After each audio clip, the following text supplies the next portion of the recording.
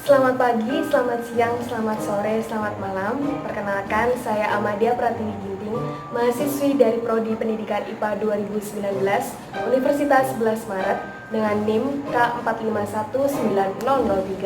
Dalam video kali ini, saya akan mengupas hasil paper saya mengenai pemanfaatan tanaman kacang hijau untuk meningkatkan kadar hemoglobin pada ibu hamil.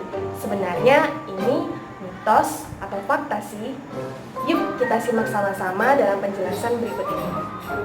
Alasan saya memilih tanaman kacang hijau ini yang pertama karena tanaman kacang hijau ini sangat mudah ditemukan di berbagai daerah di Indonesia.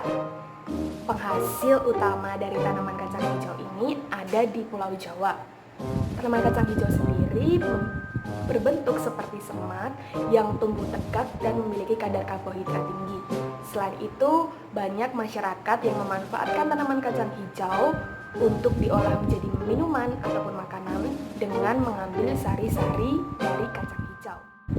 Tanaman kacang hijau sendiri memiliki berbagai kandungan nutrisi yang berguna bagi tubuh manusia. Kandungan nutrisinya salah satunya ada kalium, kalsium, natrium, fosfor. Selain itu juga ada zat besi, vitamin C, dan zat seng yang berperan dalam penanganan anemia defisiensi besi. Kemudian yang perlu kita ketahui berikutnya, anemia itu apa sih? Menurut Kementerian Kesehatan Republik Indonesia tahun 2015, kekurangan zat besi sejak sebelum kehamilan jika tidak diatasi dapat mengakibatkan ibu hamil menderita anemia.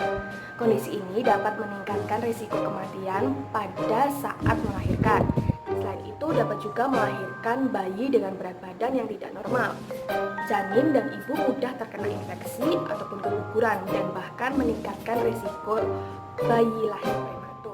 Untuk mengetahui pengaruh pemberian kacang hijau terhadap kenaikan hemoglobin pada ibu hamil, Neneng Siti Latifah melakukan sebuah penelitian yang dilakukan melalui survei terhadap seluruh ibu hamil trimester kedua yang melakukan antenatal care atau ANC di Puskesmas Rawat Inap Waikandis, dan jumlahnya sebanyak 60 ibu hamil, di mana sebanyak masing-masing kriteria inklusi dan eksklusi sebanyak 30 orang, 15 orang sebagai kelompok intervensi dan 15 orang sebagai kelompok kontrol.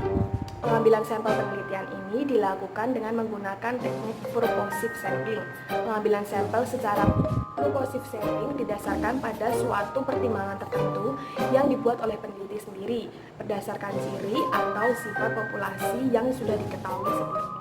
Tabel yang pertama menunjukkan 15 responden penelitian sebelum diberikan perlakuan pada ibu hamil sebesar 9,33 dengan nilai median 9,0, standar deviasi sebesar 0,488, hasil kadar hemoglobin terendah yaitu sebesar 9 dan hasil kadar hemoglobin tertinggi sebesar 10.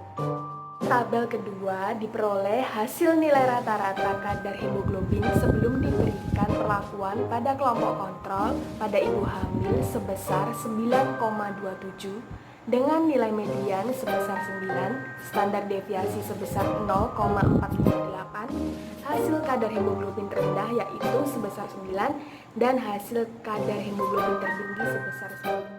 Pada tabel ketiga diperoleh hasil nilai rata-rata kadar hemoglobin sesudah diberikan perlakuan sebesar 10,8 dengan nilai median sebesar 11, standar deviasi sebesar 0,414, hasil kadar hemoglobin terendah yaitu sebesar 10 dan yang tertinggi sebesar 11.